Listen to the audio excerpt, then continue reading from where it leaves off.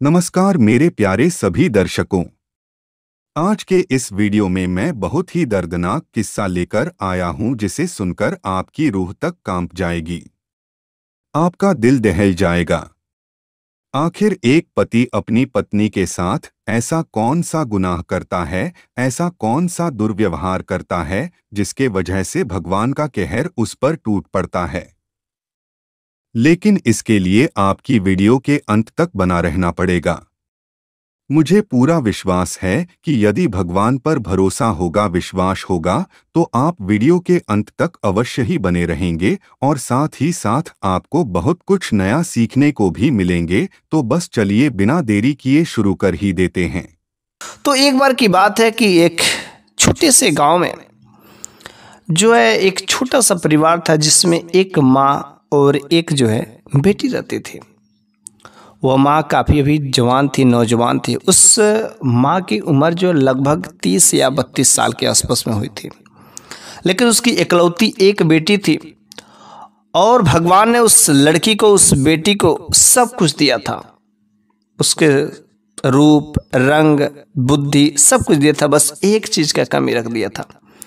वह एक पैर से थोड़ी सी अपाहिज थी। इतना ज़्यादा अपाहिज नहीं थी कि वह पूरा चल ही नहीं सकती, तो वह जीवन भर दूसरे का सहारा ले, ऐसा नहीं था। थोड़ा बहुत था जो नॉर्मल एक इंसान जो किसी रास्ते को 10 मिनट में अगर वह जाता है तो बस वह जो लड़की थी उस रास्ते को वह 15 मिनट का सफ़र करती थी। बस इतना ही दिक्कत था। लेकिन इतना के ही वजह से उस लड़की का उम्र जो लगभग 15 साल हो चुका था, उस लड़की से कोई शादी नहीं करता था, क्योंकि उसकी माँ की जो शादी बचपन में ही 15-16 साल की थी, तभी आसपास में हो गया था। इस वजह से इसका उम्र जो है 15 साल के आसपास में था। यह काफ़ी खूबसूरत, नौजवान, हर तरीके से थी। एक कमी और थी कि वह जो माँ थी ना, अपने बेटी को बेटे से जैसा नहीं समझती थी। वह अपने बेटी को बोझ जैसा समझती थी, उसे कभी प्यार नहीं करती थी। उसकी अपनी ही बेटी थी, लेकिन वो पता नहीं कि अपने औलाद से ऐसा क्यों घृणा करती थी। उसने एक बार कहा कि बेटी तुम बड़ी हो गई हो, तुम्हें खूबसूरत अंग है, सब कुछ दिए, क्यों ना तुम शादी कर लेती। तो वह बेटी बड़ी ही हैरान हो जाती, ये माँ मुझसे शादी करने की बात कर रही है, यह तो माँ बाप की जिम्मेदारी होती है। उसने कहा माँ ये आप कैसी बातें कर रहे हैं। उसने कहा हाँ भला मैं ऐसी बातें ना करूँ तो मैं क्या करूँ। तुम अब बड़ी हो गई हो, खूबसूरत हो, सब कुछ हो, अरे तुम अपने पसंद का कोई लड़का देखो फिर शादी कर लो। मेरे पास इतने पैसे नहीं है कि मैं तुम्हें धूमधाम से शादी करूँ। उसने कहा माँ ये कैसी बातें करे। उसने कहा हाँ तो क्या मैं तुम्हारे पीछे अपना पूरा का पूरा जीवन बर्बाद कर दूँ। अभी मेरी उम्र 32 साल के आसपास में हुई है और अभी मैं जवान हूँ, और मैं तुम्हारे पीछे मैं एक ऐसे विधवा जैसे नहीं रह सकती। तुम्हारा बाप तुम छड़ इस दुनिया को छोड़ करके चला गया, लेकिन अब मैं ऐसे विधवा नहीं रह सकती हूँ। मैं भी किसी दूसरे के साथ शादी करूंगी। जल्दी से तुम शादी नहीं करोगी तो मैं अपनी शादी कैसे करूंगी। मेरे पास कुछ बचे खुचे रुपए पैसे हैं, अरे तुम किसी को अपने जाल में फंसाओ और उसके साथ निकल जाओ। मेरा जल्दी से बोझ छोड़ो और मैं भी अपना जीवन किसी के साथ में। वह लड़की बड़ी हैरान हो जाती कि मेरी माँ का चक्कर किसके साथ में चल रहा, आखिर ये किससे शादी करने के लिए बेताब है और मैं इसके रास्ते का रोना पर नहीं हूँ। मेरी वजह से इसकी शादी नहीं हो पा रही, ये क्या बातें कर रही है। लेकिन वह अपने माँ से कुछ पूछ नहीं पाती है, क्योंकि एक बार तो शादी हुई थी और फिर से वह जो दूसरी शादी करनी चाहती है, वह कौन किसके साथ में रहना चाहती है उसको कुछ नहीं पता है। बड़ी हैरान तो रहती ही रहती है कि मेरी माँ के लिए मैं जो खुद एक बोझ बन गई हूँ और मैं अपना कैसे, बेचारी वह रोती रहती। लेकिन एक चीज़ और था कि वह भगवान पर भरोसा करने वाली थी, भगवान पर विश्वास करने वाली थी। और जब अपने वह घर के दरवाजे पर कभी कभी वह बैठती थी तो अक्सर जो है एक लड़का उसकी खूबसूरती को देख करके उसके घर के आगे पाछे हमेशा चक्कर लगाता रहता था। वह कभी उसको केयर नहीं करती थी। लेकिन एक बार किसी वजह से वह सामने वाली दुकान पर जाती है और वहाँ से कुछ सामान लाती है, तो वहाँ पर उस लड़के को देखती है और तब से जो उस लड़की को जब बार बार देखती तो वह उस लड़का उसको फॉलो करता रहता, उसका पीछा करता रहता। 2 दिन होता, 3 दिन होता, यह जो बात उस लड़की को अच्छा नहीं लगता है और वह गुस्से से जाती है दुकान पर और कहती तुम मेरा पीछा क्यों करते हो, आखिर तुम मुझसे क्या चाहते हो, बात क्या है। उसने कहा अरे तुमको नहीं पता है कि अरे मैं तुम्हारा पीछा इसलिए करता हूँ कि क्योंकि तुम मुझे बहुत पसंद हो और तुम बस एक बार हाँ कर दो मैं तुमसे शादी कर दूंगा। उसने कहा तुम्हारे में इतना हिम्मत है, क्या तुम्हारी औकात है मुझसे शादी करने के लिए? अगर औकात है तो चल मेरी माँ से बात कर ले। उसने कहा नहीं नहीं ऐसा काम मत करो। कुछ अगल बगल के लोग समझाने लगते हैं अरे रहने दो बेटी ऐसी कोई बात नहीं है। उस बेटी ने कहा नहीं नहीं ये मेरे को कितने दिनों से फॉलो कर रहा है, मेरा पीछा कर रहा है, अगर इसमें मर्द है इसमें औकात है तो चल मेरी बेटी मेरी माँ से बात कर दे। फिर वह उस लड़की को जबरदस्ती पकड़ कर अपने घर में लाती और माँ के सामने रख देती। माँ ये देख मेरा पीछा इतना कर रहा है और मेरे से शादी करना चाहता है। बस उस माँ ने भी यही तो चाहा था कि कोई आ जाए साथ में। वह माँ कहती बेटा अगर ऐसी बात है कि यह जो लड़की मेरी बेटी अगर तुमको इतना ही पसंद है तो जल्द से शादी करो और ले जाओ मंदिर में कहीं पर जाकर के शादी कर लो, मैं तो चाहती ही हूँ इसका जल्दी से शादी हो जाए। वो लड़का वहाँ से चुपचाप अपने घर पर निकल जाता है और 2 दिनों बाद खुद वह लड़के घर पर आता है और उसकी माँ से हाथ मांगता है और कहता कि मैं आपकी बेटी से शादी करने के लिए तैयार हूँ। फिर वह तो चाहती थी और फिर जो वह जाता है अपना कोर्ट कचहरी मंदिर में जा करके किसी तरीके से वह माँ भी शादी कर देती है। शादी करने के बाद वह जो है लड़का उसको अपने घर पर लेके चला जाता है। लेकिन जब लेके घर पर चला जाता है तो उस लड़की को उसके घर के बारे में कुछ भी नहीं पता रहता, क्योंकि उसके सिवाय उसके घर में केवल उसकी एक मम्मी रहती थी, एक माता श्री रहती थी, उसकी बूढ़ी माँ रहती थी। वह बूढ़ी हो चुकी थी और वह दोनों के दोनों पैरों से हैंडीकैप थी, वह चल फिर नहीं सकती थी, उनको पोलियो मार गया था, लकवा हो गया था। इस वजह से केवल चारपाई पर एक ही जगह पड़ी रहती थी। वह चाहती थी बहुत कुछ करना लेकिन वह नहीं कर पाती थी क्योंकि उनके दोनों पैर सही से काम नहीं करते। जब यह लड़की उस घर पर जाती है तो वो बूढ़ी माँ कहती करे बेटी तुम मेरे बेटे से शादी क्यों की है? अरे क्या तुम में उसमें खास देखा, क्या तुमने अच्छी बात देखी और किसके कहने पर मेरे बेटे से शादी कर ले? अरे तुमने तो अपना जीवन ही नर्क में डाल दिया। वह जो है लड़की बड़ी हैरान होती कि आखिर हर कोई माँ यही चाहती कि मेरी बेटी की शादी हो जाए, लेकिन यह माँ कैसी है कि आखिर चाहती है कि मेरी बेटी की शादी न हो और मेरा कर्म फूट के ऐसा क्यों करी है? बस वह तुरंत माँ से बोल पड़ती कि आखिर सासू माँ आप ऐसी बातें क्यों करें, मैंने आपके बेटे से शादी की है। उसने कहा हाँ शादी तो की है, मेरे को भी पता, लेकिन तुम अपना कर्म फोड़ लियो, तुम अपना भाग्य को कोसोगी, इस घर में रहोगी तो केवल समझ लेना जिंदा लाश बनकर के रहोगी। वह इस बात को समझ नहीं आ पाती है कि आखिर मेरी माँ जो सास माँ है ये बातें ऐसे क्यों करे। वह सोचती कि शायद मेरी माँ का किसी वजह से दिमाग पक गया हो तो उस वजह से, लेकिन अभी तो 2 ही दिन बीते रहते हैं। तब तक जो है अपने पति का करामात समझ जाता है, क्योंकि दिन के समय में वह जो है बाहर कुछ जो चावल या आटे का काम कर रही थी, तब तक उसका पति दरवाज़ा खोलता है और दरवाज़ा खोल करके आता है तो साथ में एक अपनी जो है लड़की को लेकर के आया रहता है, एक लड़की को, और उस लड़की को लेकर के अपने कमरे में चला जाता है और कमरे में जाकर के दरवाजा बंद कर लेता है। यह हादसा जब देखती करे मेरा पति मेरे रहते हुए और अपने कमरे में किसी दूसरे लड़की को पराया लड़की के साथ आखिर कमरा बंद करके क्या कर रहा है। वह जाती है दरवाजा नॉक करती, दरवाजा खटखटाती है लेकिन दरवाजा नहीं खुलता है, बार बार कोशिशें करती लेकिन दरवाजा नहीं खुलता है। 1 घंटे 2 घंटे बीत जाते और 2 घंटे बाद जब दरवाजा खुलता है तो उसका पति काफी आग बबूला होकर के बोलता है अरे यहाँ पर दरवाजे पर कौन आया था, दरवाजे पर कौन डांटता है, कौन खटखटा रहा है? वो कहती कि मैं थी। अरे मैं आपकी पत्नी हूँ और आप इस पराया लड़की के साथ में भला अकेले कमरे में क्या कर रहे थे?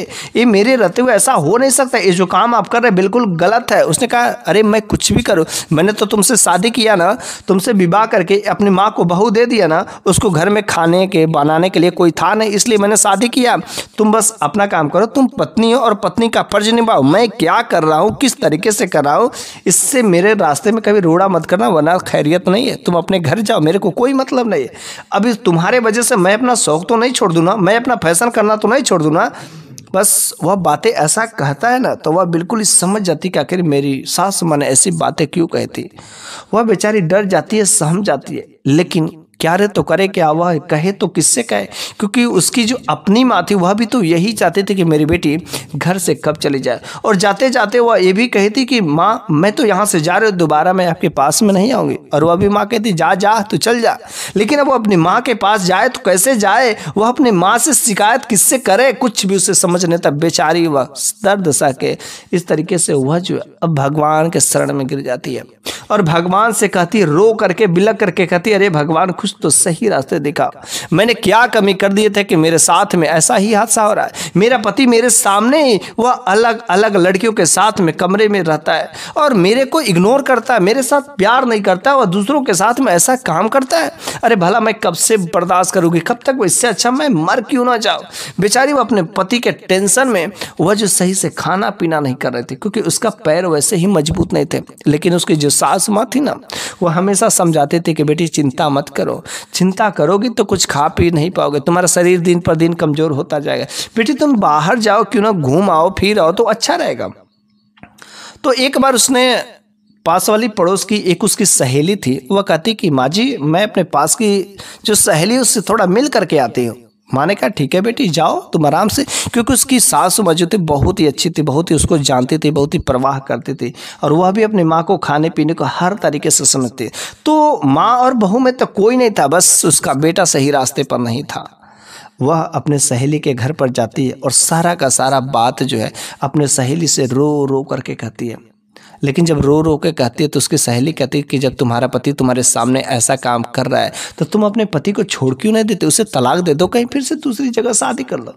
उसने कहा नहीं मैं ऐसा काम नहीं कर सकती, यदि मैं ऐसा काम करती है तो यह जो कुदरत के नियम के खिलाफ होगा, भगवान मेरे को कहीं का नहीं छोड़ेगा और मैं अपने पति के जीते जी इस तरीके से, भले हाँ वह गलत काम कर रहा है, मेरे को पता है वो गलत काम कर रहा है, लेकिन अगर मैं भी वैसे ही कर दूँ तो भगवान मेरे को कुछ कहीं का नहीं छोड़ेगा। वह गलत काम कर रहा है करने दो, मेरे को कोई आपत्ति नहीं है, धीरे धीरे सहने की आदत बन जाएगी। उसने कहा तुम कैसे सह रहे हो, कैसी हो? उसने कहा हाँ मेरा एक पैर तो हैंडीकैप है, भला अब मेरे से शादी कौन करेगा, मैं ऐसा काम अब नहीं कर सकती। वह बेचारी सारे के सारे दुखड़े बताते और हाल चाल होता है, पानी वानी पी करके फिर से वहाँ से निकल करके चली जाती है।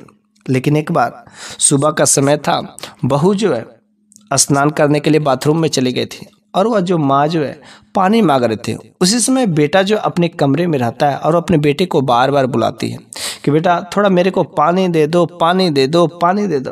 काफ़ी बार बुलाने के बाद बेटा अपना घर का दरवाज़ा खोलता है और काफ़ी अकड़ में आता है। अरे बुढ़िया तू मेरे को क्यों चिल्ला रही है? अरे मैंने तेरे लिए तो बहू ला करके रख दिया ना, अब तेरे को क्या चीज़ दिक्कत है? तेरे को खाना बनाना, पानी पिलाने के लिए सब कुछ तो कर दिया ना, अब क्या चाहिए तेरे को? तू मेरे से क्यों परेशान करे, मेरे को क्यों तंग कर रही है? मैं अपने काम में जब व्यस्त रहता हूँ तो मेरे को कुछ भी परेशान मत करना। उसने कहा नहीं बेटा, अरे बहू जो स्नान कर रही थी बाथरूम में गई, इसलिए मैंने सोचा अपने बेटे से ही पानी क्यों ना मांग लेती। उसने कहा बेटा आखिर मैंने तुम्हारे जब बचपन में थे तो मैंने क्या कमी की थी? मैं अपना पेट काट करके मैंने तुमको खिलाया था, मैंने बार बार जो रात को जग करके अपने गीले में सोया तुमको सूखे में सुलाया था, और बेटा आज तुम मेरे साथ ऐसा कर। उसने कहा हाँ ऐसा करता हूँ, क्योंकि हर माँ का एक कर्म तो यही होता है ना, और तुमने मेरे लिए कर करके बहुत बड़ा कोई अलग नहीं कर दी, सब लोग ऐसा करते हैं और तुमने भी वैसा किया। लेकिन अब तुम्हारे लिए बहू है, बहू से जो कुछ भी मांगना हो मांगना। वो अपने बेटे के ऐसा करतूत देख करके सोच करके कभी कभी उसके आंखों में आंसू आ जाते थे, लेकिन उसकी माँ को तो आंसू सहने के जो आदत पड़ गए थे। वह जो बेटा था वह लोगों से झूठ बोल करके पैसे लेता था, फला इस दिन को दे दूंगा, उस दिन को दे दूंगा, लेकिन जब लोग अपने ही पैसे मांगने आते तो वह कहता करिए आपका तो बस 1 ही लाख गया ना, मेरा तो 10 लाख का घाटा चला गया और आपको 1 लाख की पड़ी है। अरे मैं भी तो सोच रहा हूँ। और ऐसे अन्य लोगों से अनेक प्रकार के झूठ बोलता, झूठ बोल करके वह पैसे एक एक तरीके से अन्य अन्य लोगों से, लड़कियों से ऐंठता रहता था। और फिर उसके खाने में किसी प्रकार की कोई कमी नहीं होनी चाहिए, हर दिन वह मांस मदिरा ही चाहता था। कभी कभी वह आधी रात को दारू के नशे में आता था, लड़कियों को साथ में लेकर के आता था, लेकिन उसे कुछ भी समझ नहीं आता था, करे तो करे क्या। बेचारी वह लड़की अपने पति की ऐसी हालत देख करके कुछ भी समझ नहीं आता। लेकिन एक बार वह लड़की जो सोचती कि चले हम भगवान के मंदिर में, कुछ दूरी पर एक भगवान का मंदिर था, वहाँ पर चलते भगवान का दर्शन करते हैं। और जब वह वहाँ पर जाती तो जाती भगवान का दर्शन करती है, और भगवान का दर्शन करके जब उधर से वापस लौट रही थी तब तक जो एक 4 पहिया गाड़ी का सामना होता है, और वहीं पर जो उसका जो है पैरों की जूती जो है टूट जाती, दोनों के दोनों पैरों की जूती टूट जाती है। वह जूतियों को लेकर के हाथ में चल रही थी, लेकिन वहाँ पर कुछ देर के लिए वह कार रुकता है, और कार रुक करके कुछ लोग उसमें काम करते हैं, लेकिन तब तक उसकी नज़र जो उस कार में पड़ता है। उसने क्या देखा कि उस कार के अंदर मेरी माँ जो है बैठी हुई। मेरी माँ एक जो गैर मर्द के साथ में, और मुझे लगता है कि मेरी माँ इसी के लिए बहुत ही बेताब थी। इसी वजह से मेरी की शादी करने की बात करती है। वह चाहती है कि मैं अपने माँ से रो रो करके हर बातें, हर चीज़, दुख दर्द मैं कह दूँ, लेकिन उसने कसम जो खाया था। और वह भी माँ बस एक बार उस लड़की की तरफ, उस बेटी की तरफ देखती है, फिर वह दोबारा मुँह घुमा लेती। तब से वह देखती नहीं, अपनी बेटी की हालत नहीं पूछती। पता नहीं वह कैसी माँ थी, वह अपनी ही बेटी थी, लेकिन अपनी ही बेटी को ऐसे इग्नोर कर रही थी जैसे उसे जानती ही नहीं। जब उस माँ ने अपनी बेटी से बोलने की कोशिश नहीं की, उस माँ की जब ममता नहीं उमड़ रही थी, तो बेटी ने भी कंट्रोल कर लिया। बस वह बेटी समझ ली कि हाँ, मेरी माँ जो कितनी अयासी थी, अपने खुशी के लिए अपनी बेटी को कहीं पर धकेल दे। एक ऐसा क्या न्याय है। फिर वह बेटी हाथों में जूता लिए हुए फिर अपने घर को चली आती है और घर में बैठ कर के खूब रोती है, खूब रोती है। उसे कुछ भी समझ नहीं आता है। आधी रात का उसका पति जब आता है ना, तो काफ़ी दारू नशे के हाल में था। उसके पैर सही से नहीं पड़ते, उसके पैर से लेकर के पूरे शरीर तक कीचड़ लगे हुए थे।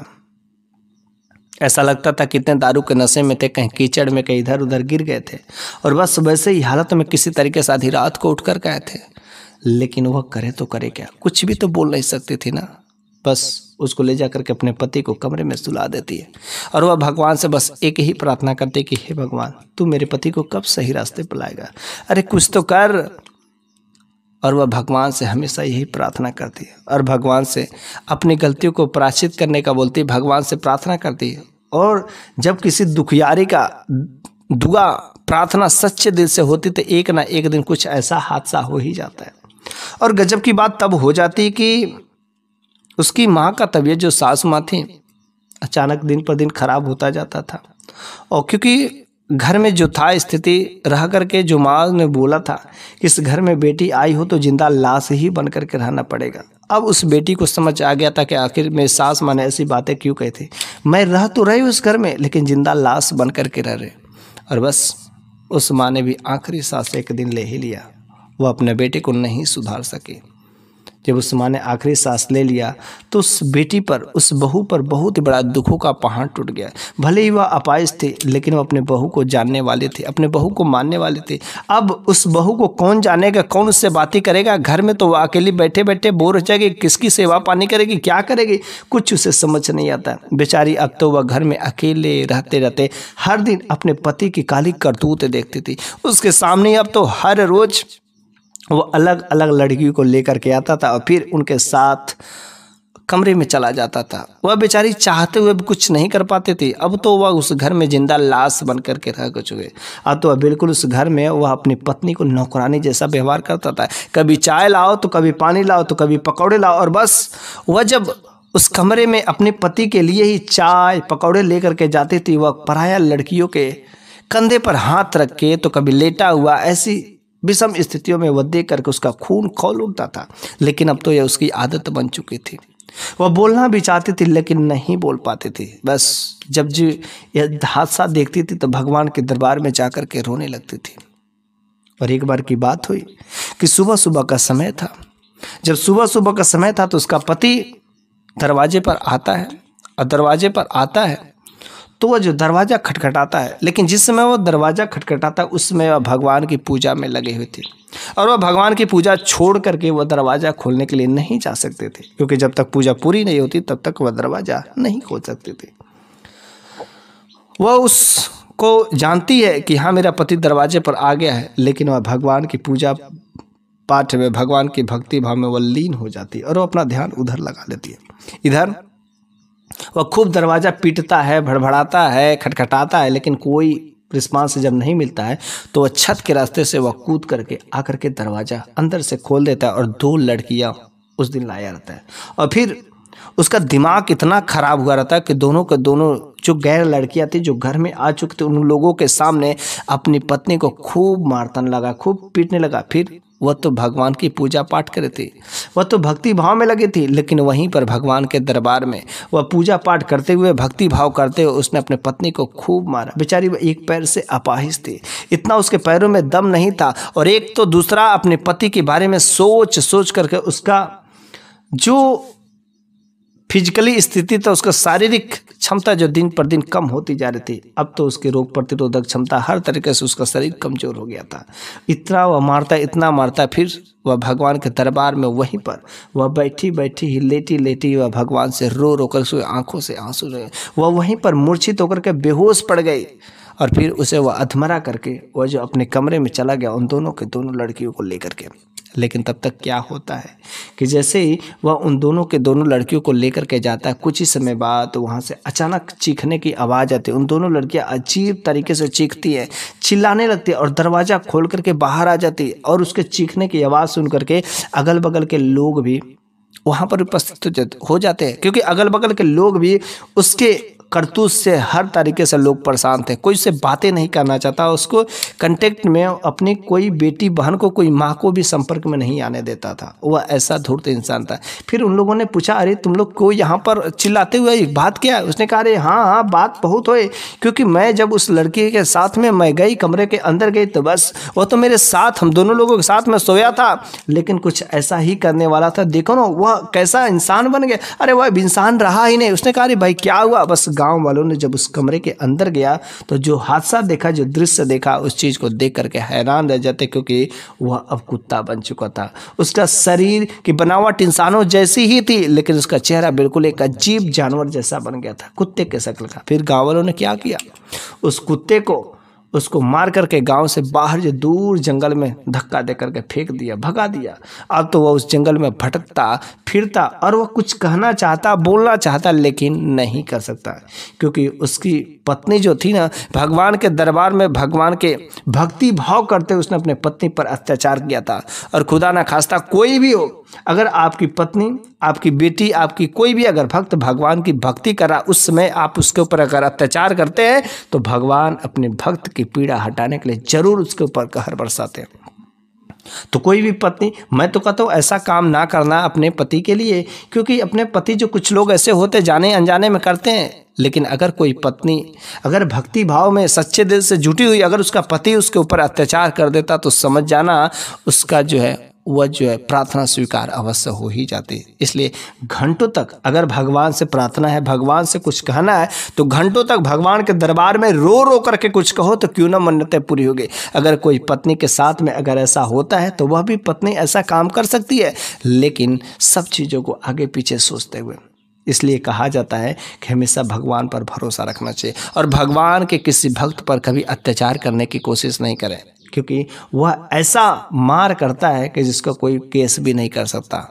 इसलिए हमेशा हमें अपने सभी भक्तों की तरफ से, सभी लोगों की तरफ से भगवान के जय जय राम, जय श्री राम बोलना चाहिए, भगवान पर विश्वास करना चाहिए और उनके कहर से कुछ ऐसा कर्म नहीं करना चाहिए कि हमारे पर भगवान का कहर टूट पड़े। और ख़ास तरीके से अपने पत्नी को हमेशा घर में इज्जत सम्मान जरूर देना चाहिए, क्योंकि हमारी पत्नियाँ, हमारे घर की औरतें जो होती किसी लक्ष्मी से कम नहीं होती है। अगर उसका घर में मान सम्मान होता है तो वही घर जो स्वर्ग बन जाता है, अगर उसका अपमान होता है तो वही घर नर्क हो जाता है।